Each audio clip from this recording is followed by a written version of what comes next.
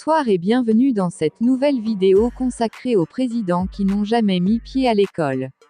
Mais avant de commencer, abonne-toi à la chaîne, active la cloche de notification et clique sur l'option toutes pour ne pas manquer nos prochaines vidéos. On commence. L'Afrique, dans son histoire, a connu de grands hommes qui ont dirigé leur pays sans avoir mis pied à l'école ni obtenu le moindre diplôme universitaire. Ils ont su fédérer à leur manière les institutions de la République avec tact et d'une main de fer. Incarnant un charisme sans faille, certains d'entre eux sont autrefois considérés comme des demi-dieux. Voici donc les 5 chefs d'État qui n'ont jamais été à l'école.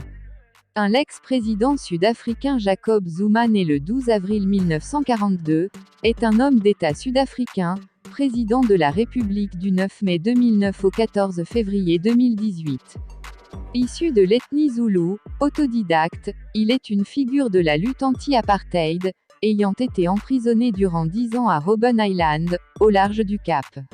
Membre de l'aile gauche du Congrès national africain, ANC, il est vice-président de la République de 1999 à 2005 et accède à la tête de l'ANC en 2007.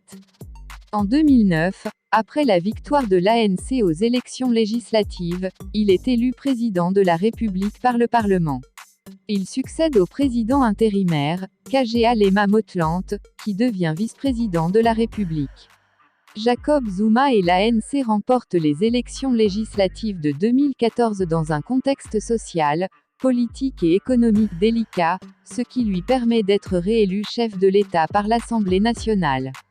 Il est régulièrement au centre de polémiques et menacé de motions de défiance en raison d'accusations d'agression sexuelle, de scandales de corruption et de dégradation de la situation économique du pays.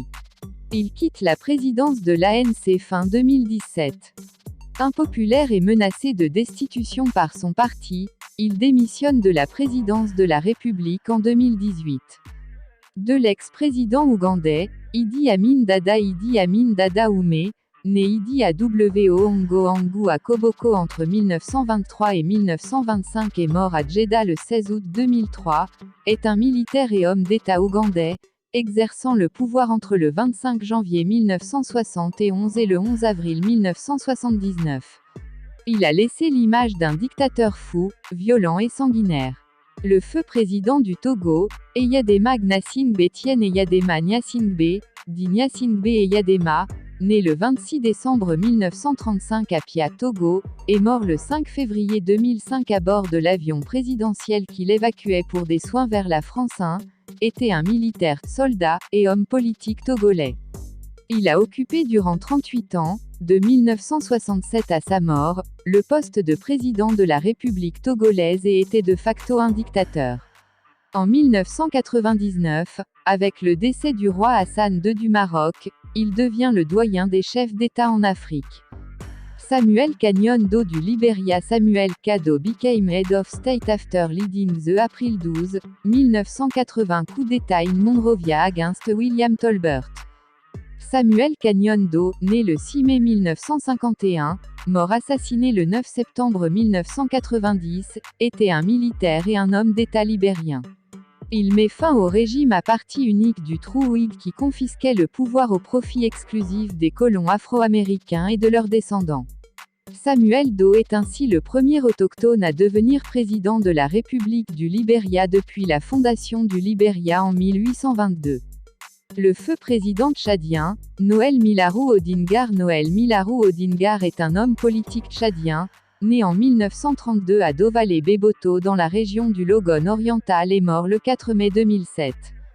Chef d'état-major de l'armée nationale tchadienne, il joue un rôle majeur lors du coup d'État qui renverse le président François Tombalbay le 13 avril 1975. Il est chef de l'État par intérim pendant 2 jours, jusqu'au 15 avril, date à laquelle le Conseil supérieur militaire choisit Félix Maloum pour lui succéder.